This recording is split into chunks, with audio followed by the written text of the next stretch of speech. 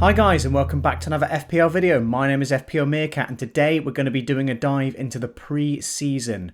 There's been quite a few games going on before the Premier League starts and I'm just going to go over the teams and how they've all been performing in the pre-season.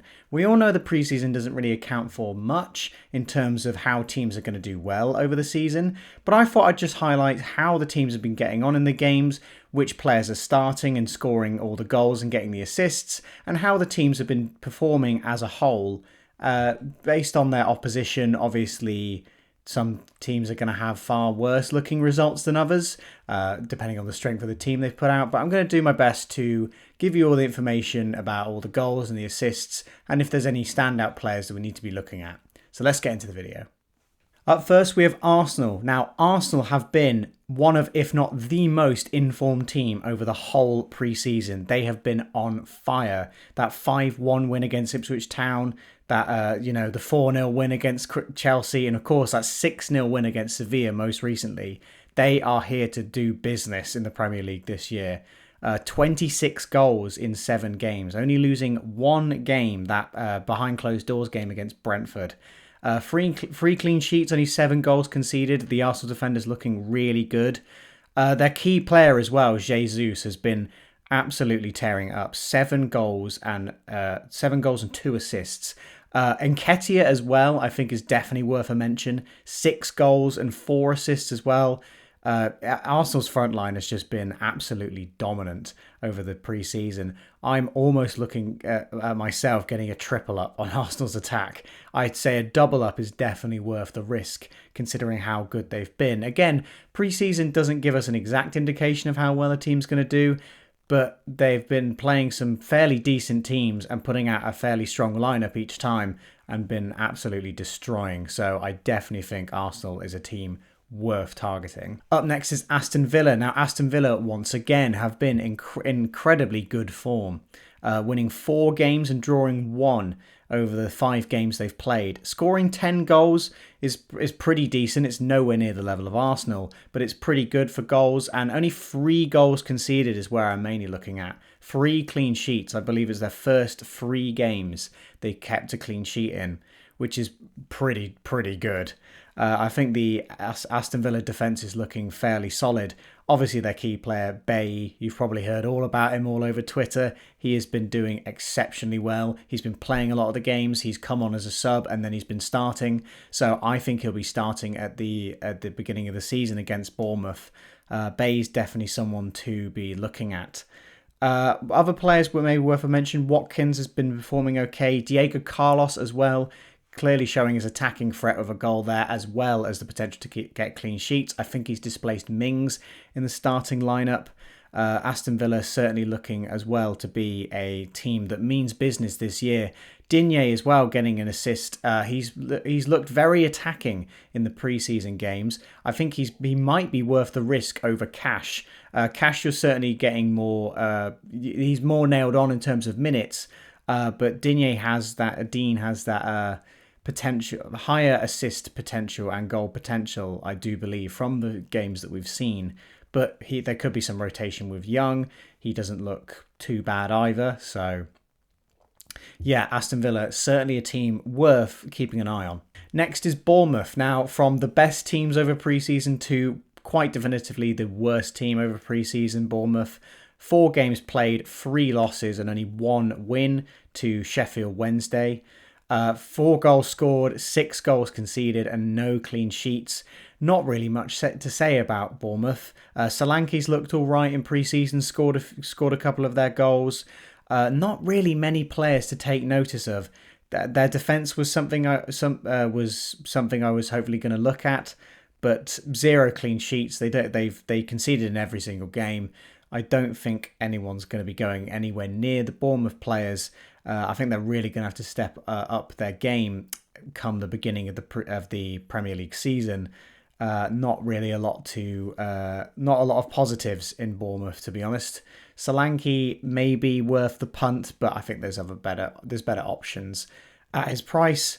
But someone has to be their key player, so Solanke fits the bill. Yeah. Next we have Brentford. Brentford having a relatively good pre-season, 4 wins, a draw and 2 losses over 7 games, 9 goals scored and 9 goals conceded. They've been all right. 3 clean sheets as well, very promising for owners of Raya, who I believe started all of, if not most of these games. Looking very good for the Brentford defence. I wouldn't advise going for a double up, but looking for a Brentford defender or their goalkeeper Raya, I wouldn't shy away from that. They obviously beat the Arsenal team as well in that closed door friendly. Losing quite heavily to Wolfsburg though. I'm not 100% sure about the strength of the teams that were put out for these games, but as you can see, Mbeumo being their standout player by far, scoring 4 goals. He was scoring goals for fun, racking in the goals over these games. Tony as well, I think, scored. I think that might have been a penalty, that goal. And Lewis Potter as well, a new addition to the side who's played relatively well. Brentford's certainly another team to keep an eye on. I haven't done amazing during pre-season, but they've done pretty well. I think I'd be looking at their defence or possibly a punt on Mbeumo, who I believe is relatively low owned at the beginning of the season and is only 6 million. So yeah, I wouldn't be looking anybody past that, but yeah, pretty decent. Next we have Brighton. Now Brighton probably had an all right pre-season if it wasn't for that last game, the 5-1 win against Espanyol, where Trossard got every single one of his goal contributions, 3 goals and an assist, making him the key player for their pre-season. 11 goals scored, 4 goals conceded, relatively good. We know that Brighton's defence can certainly be fairly solid. Only 1 clean sheet. They do tend to leak in 1 goal each time. I'm not too sure how good they'll be for clean sheets, but we know Brighton's defence is relatively good. They just do leak in 1 goal every so often. Undav as well getting a goal. Dunk, we know how good his attacking potential is. The likes of Lamptey, irregulars getting assists as well. Trossard is certainly a player that I'd be interested in taking a punt on. 6.5 million for him is quite steep, but I don't think there's many good options at that price point. So Trossard's maybe worth the punt. Dunk is also a nice option, I think, relatively nailed.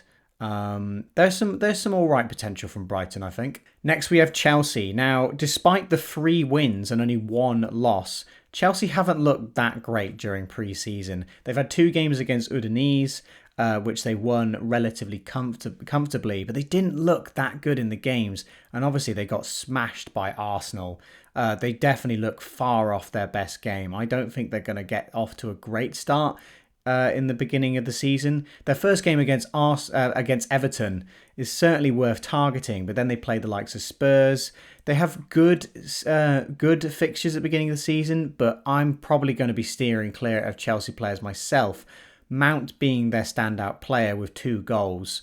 There's not really much to highlight about Chelsea. 1 goal from Sterling. He's proving to be all right. Ziyech, I think that was a penalty goal that he scored. But we obviously know that Jorginho will be taking penalties if he's on the pitch.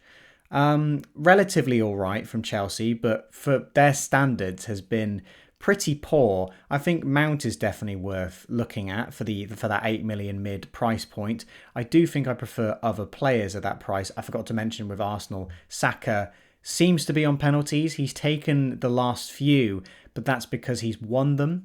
It's not guaranteed, but Saka is also a great shout at the 8 million price point. Mount looking all right though. Apart from him, I don't think there's many people to talk about. I'm going to steer clear of Reece James and Chilwell myself. They are certainly people to look at. Chilwell's not played many of these games. He didn't get many preseason minutes, so it's a bit of a doubt whether he'll play. We know that Alonso can definitely fill in that position.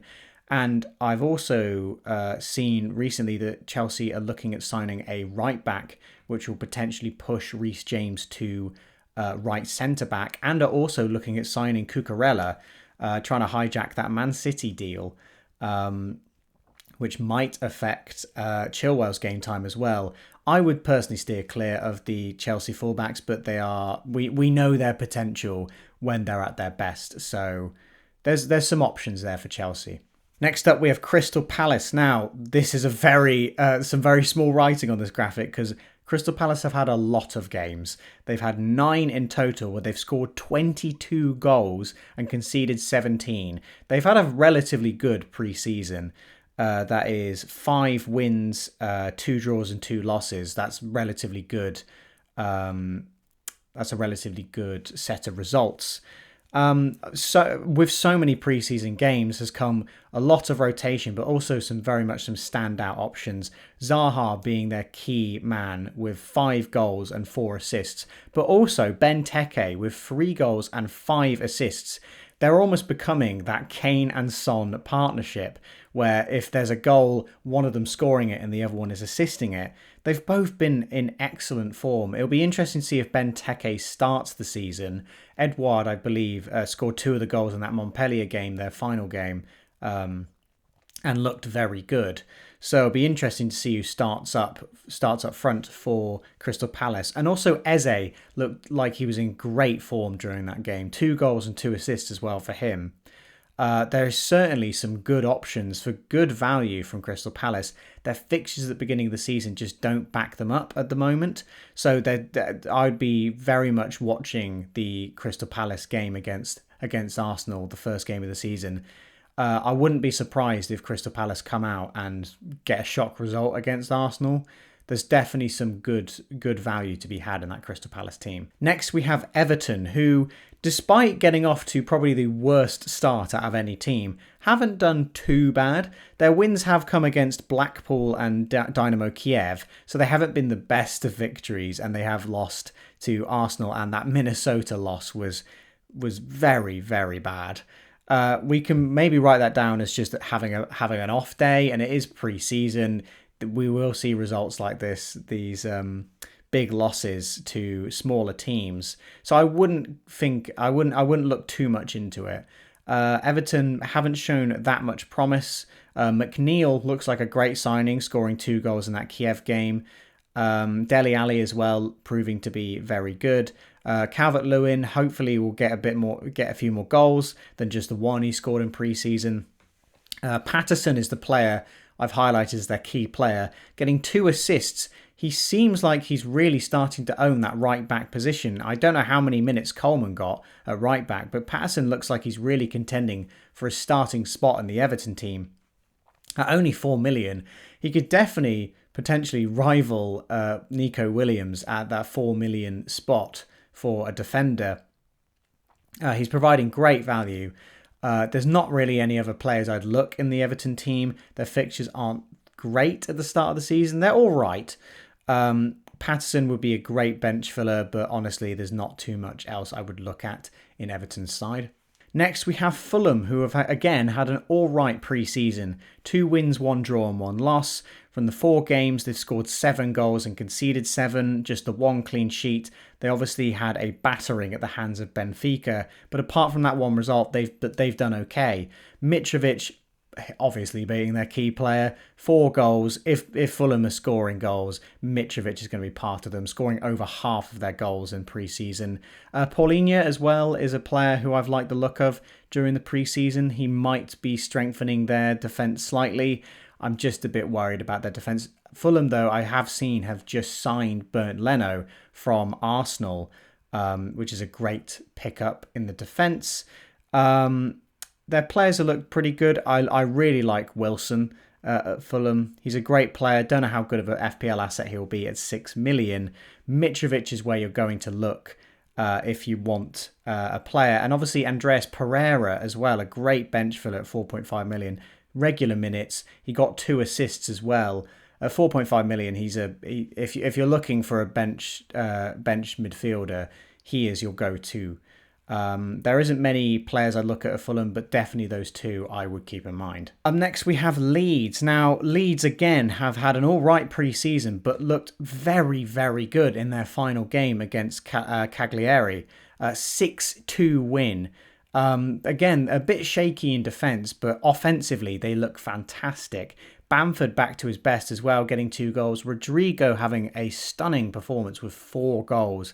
And Aronson as well, their new signing in midfield for only 5.5 million on FPL, looks like a great asset. 3 assists. Young, talented, may prove himself to be in the starting lineup for Leeds, being that provider that Leeds are looking for now that Rafinha has left.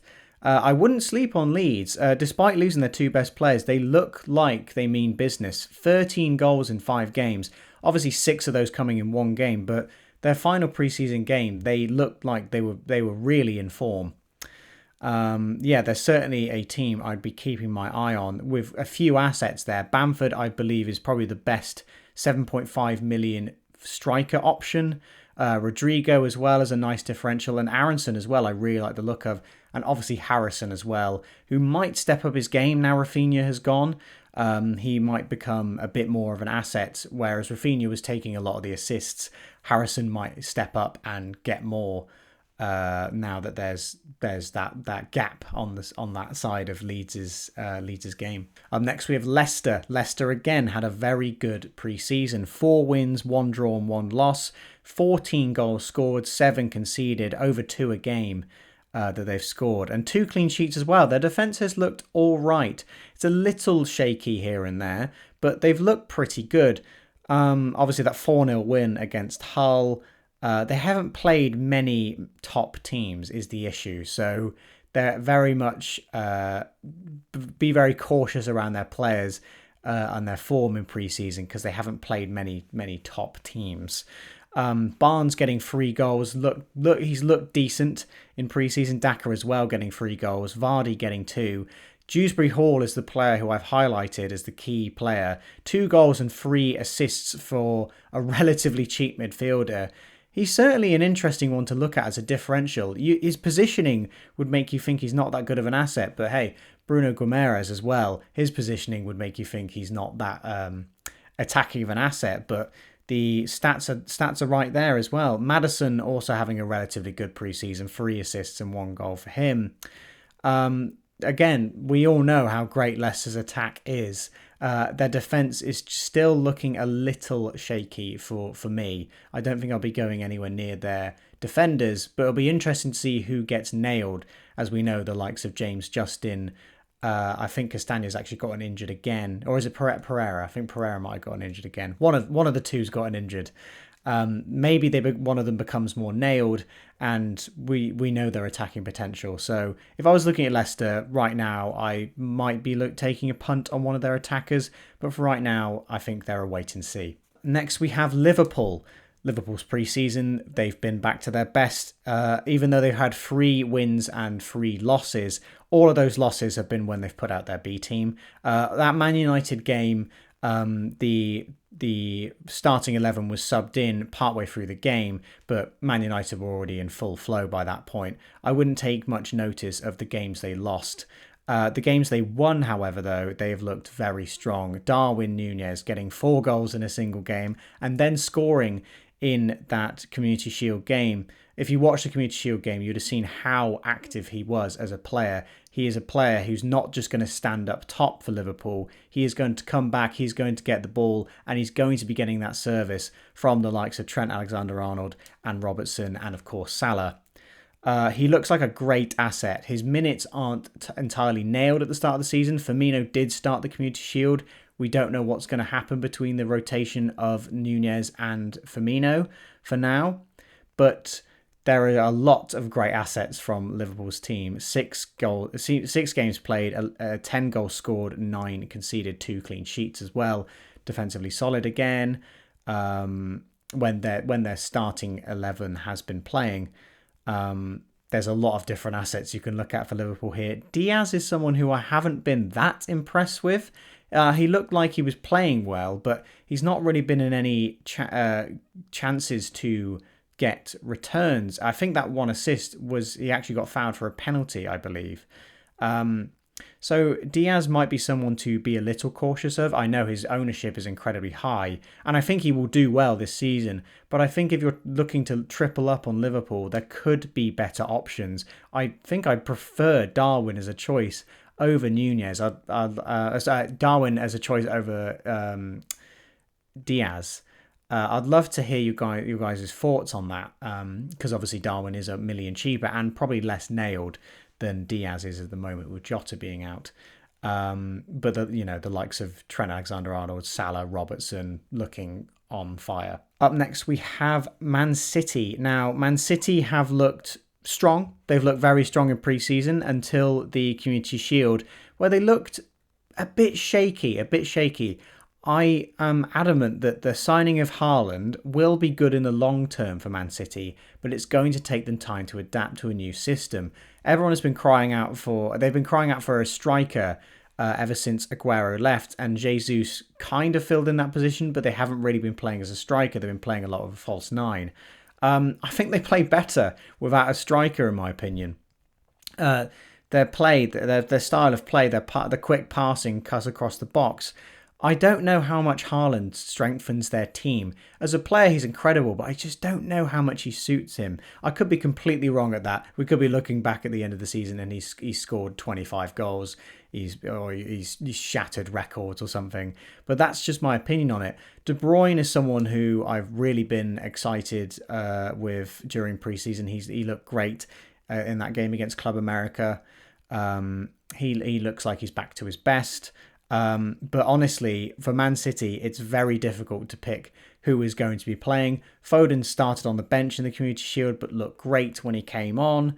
The likes of Mahrez and Grealish have looked all right. We just don't know who's going to start. Alvarez as well, when he came on, looked fantastic when he came on in the Community Shield. So he's someone that could rival for a place as well. It's going to be very difficult to try and pick the right Man City player. I think Man City, we all know their players are great, but if you're wanting points, you're going to have to pay more for those players who are completely nailed, or you just roll the dice and hopefully pick the right player who's going to start. Up next, we have Man United, who have had a great pre-season. They've had some very good results. Up until recently, they've looked a little shaky. The games against Atletico Madrid and Valencano, I don't know how you pronounce that. They didn't look at their best. Again, their sides were their starting 11 was split between the two games. So, and they were playing against very teams that like to defend a lot. I think that 7 games played, 18 goals scored. They definitely look like they can score goals. I think they will have some high scoring games this season. They will have some 4 or 5 nils, but it's risky for Man United, I think, at the moment. Martial looking very impressive. Sancho as well. Rashford. I think that front three will probably be starting. Obviously, we don't know at this point if Cristiano Ronaldo is staying at the club. If Cristiano Ronaldo goes, Martial is an incredibly good asset at 7 million. Man United's attack looks very potent. It looks like it's going to score goals. And he'll be at the front line of it for most of the season if Ronaldo goes, as he will be their only striker. I think even if Ronaldo stays, Martial might be a good option. A little risky at the start of the season. But yeah, the likes of Martial and Sancho have looked great. Dalot as well, someone worth mentioning, seems to have nailed down that right back position for now. They've not signed a new right back yet. Van der Beek looking all right when he played. Malacia has looked great, even though he hasn't got any goal returns. He's looked very good whilst he's been playing. There's definitely a few potential assets there for Man United in the attacking side. We'll have to wait and see how good their defence is. Up next, we have Newcastle. Now, Newcastle, again, have had a very good pre-season. 7 games played, 22 goals scored, 9 conceded. Again, 9 of those goals were against a closed-off game against Burnley. That game, I believe, was actually 2 90-minute games, but I've decided to combine both of them here. Almiron, certainly been their key player so far. 6 goals for him and 2 assists. He has looked like a great option. Whether he's going to be nailed we'll have to wait and see. There are quite a few players at Newcastle fighting for those positions. He certainly looked the most on form, so I believe he will start the season. Trippier's looked great, 3 assists. Willock having a very, very good pre-season as well with his 3 goals. Callum Wilson as well, looking very good. I think Bamford would be my go-to for the 7.5 million spot, but Wilson is definitely a good shout. St. Maximin as well, good as ever. When Newcastle do well, St. Maximin typically does well. or he's at least playing well. Yeah, certainly a lot of options at Newcastle. They've looked very good in their wins. A little shaky here and there. 9 goals conceded is relatively high. So I don't know how many clean sheets will come from Newcastle, but once the season starts, they'll have their full strength defense out there. I think they've been rotating quite a lot. So Newcastle is definitely a team worth targeting for those cheap, good value players. Next, we have Nottingham Forest. Now, Nottingham Forest have had an alright pre-season. They've looked a little shaky. I'm a bit worried about them going into the season. They've signed a lot of players and haven't really incorporated them much so far. I think it'll be very interesting to see what their starting lineup is for game week 1. 7 games played, 8 goals scored, 8 conceded. It's not terrible, but it's not overly exciting. A lot of low scoring games for Nottingham Forest. I do worry for them a little bit at the beginning of the season. Taylor scoring 2 goals, 4.5 million forward. Certainly someone worth looking at. His ownership is quite high. I don't know how many games he's going to be playing, but again, he's impressed during pre-season, so we'll have to wait and see. Nottingham Forest have just so many attacking options, with Johnson there getting a goal and Owoni getting an assist. Cafu is the player I've highlighted, 4.5 million midfielder. He's looked very good. Whether he'll be a nailed starter, we'll have to wait and see. But he hasn't been... I expected him to play quite defensively, but he's actually been helping out very much creatively as well. If I was to pick a Nottingham Forest player, it would probably be the likes of Cafu, or of course Nico Williams. 4 million defender, has been starting regularly, hasn't managed to get any goal contributions, but at that right wing back, we could definitely see him swinging in a cross for someone to get on the end of, the likes of Johnson or Owoni. I think a wait and see definitely for Nottingham. Their form has been okay, but we'll have to see how they perform in game week 1. Up next is Southampton, who have looked pretty poor in pre-season. 5 games played, 5 goals scored, 6 conceded. It's not brilliant. 2 0-0 draws there as well. In terms of their side, they've been rotating quite a lot. Arabo is the player I've highlighted here. Their new signing has looked great. If you haven't seen his goal that he scored, I would definitely go and check that out. It is a marvellous run. Certainly someone with a lot of potential in that Southampton side. Adam Armstrong as well, doing okay with 2 goals. Have to wait and see if he displaces Che Adams in the starting lineup. Ward-Prowse as well, rocking out of a goal. Walker-Peters is a player I've always liked, getting an assist. I just wouldn't steer any... I wouldn't go near Southampton, if I'm honest. I don't think they look that good. They have kept 2 clean sheets, so they are potentially worth a punt, but I think there are more exciting options out there at different prices than Southampton's players. Not many players I can really highlight. Apart from Arabo, I do like the look of him in midfield. But yeah, we'll have to wait and see how they're doing. Now we have Spurs, who I think you can clearly see right there. Kane and Son doing the business yet again. 5 goals for Kane, 2 for Son, 4 assists for Son, 1 for Kane. Key player I have put Kane. I think he has just done slightly better than Son over pre-season, but it could easily be either of them. They've looked relatively good in pre-season. 2 wins, 1 draw, 1 loss. That game against Roma was against Mourinho. He was definitely out for revenge. Played incredibly defensively. Tried to just defend the whole game and then get a counter-attack goal, and it worked perfectly. I wouldn't take much notice of that Roma game. We do know Spurs are capable of doing things like that, but we know as well that they can. Kane and Son can start really scoring the goals. Perisic as well played in that game. I feel like he will start the season. Whether he'll play every game at 5.5 million, it's certainly risky. But yeah, I think the 2 assets, Kane and Son, they are expensive, but they are by far their best choices. The best choices.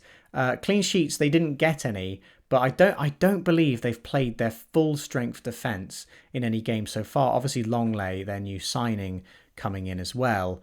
We'll have to wait and see how good Tottenham's defence are. But that game against Southampton, I think the likes of Kane and Son will be great picks for that game. Next, we have West Ham, who haven't looked very good in pre-season, I will say. 2 wins, 4 draws and a loss over 7 games. 8 goals scored, 7 conceded, 2 clean sheets. They haven't looked the best, I will be honest. They have not looked that threatening. That 3-0 loss, a 3-1 loss against Rangers as well. They just haven't had that potential up front. I think Scamacca is exactly the signing they needed. It'll be interesting to see how he gets on. Player I've highlighted there, Soucek. I think he came on and scored one of those goals. He's been their top scorer with 2 goals. I don't know how many goals he'll be getting, but we do know he can rock up every now and then with a power header. In terms of their midfield, though, and their attack, it's been a little all over the place in terms of the creativity. There's not really a standout option for West Ham. Even the likes of Bowen, who you'd expect to be their main creative asset, has looked okay in pre-season. That first game against Man City as well, I think it's definitely an avoid for game week 1 for me, for West Ham. Whether people want to bring them in after that, I would definitely not advise. Not advise against it. Definitely a wait and see with West Ham. I don't think they've looked that good in pre-season, but again, we don't really know how much pre-season accounts for. They could go and absolutely smash Man City for all we know. Not really many players to have caught my eye to highlight. Cresswell rocking out with an assist. We know what he's capable of. We'll definitely have to wait and see with West Ham. And finally, we have Wolves. Wolves have looked very good in pre-season. 7 games played, 4 wins, 2 draws and a loss. They're probably one of the teams we've been able to see the most of over pre-season. 17 goals scored, 5 conceded, 3 clean sheets as well. I think defensively and offensively, they've looked very good.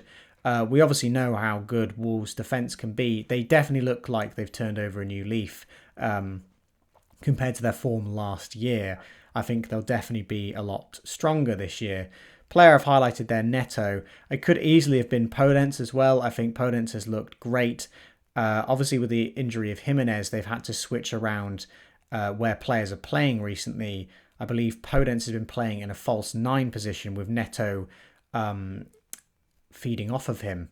Hwang as well. He managed to get a goal in their most recent game. He was playing in their B team though. I'm not too sure how nailed Hwang is as a starter. I would steer clear of him if people are looking for a differential to Neto. I think Podence is a great idea if you want to go different to Neto. The issue is Neto is so highly owned. I don't see why you would go Podence instead. I think if Neto does grabs the goals and Podence doesn't, it's going to really hurt your rank. Kilman as well, a player who I've liked the look of. His incredible run goal. I'd be impressed if that happened during the Premier League season. Johnny and Aït-Nouri as well are really hard to separate. I've got Johnny in my team, but honestly, Johnny or Aït-Nouri both look like great choices. Really hard to separate them as it looks like they're both nailed for the start of the season. And it's hard to separate between Podence and Neto as well. Definitely a lot of symmetry in that Wolves team. I think they're a team definitely worth focusing on at the beginning of the season, given their generous fixtures and their good cheap price points and good potential at the start of the season with some easier fixtures. So that is all the teams. I hope you guys have enjoyed this video. I hope you're well informed about what has happened over pre-season. And has that made you consider any players that you weren't considering before? Or maybe made you consider getting rid of some players? Maybe they're not getting enough pre-season minutes. I hope that's highlighted which teams seem to be in the best form going into the start of the season. Again, it is only pre-season. We'll get to the first game and this will probably all be completely different. But I hope you guys have enjoyed this video. Get subscribed for more FPL content. And I'll see you in the next video.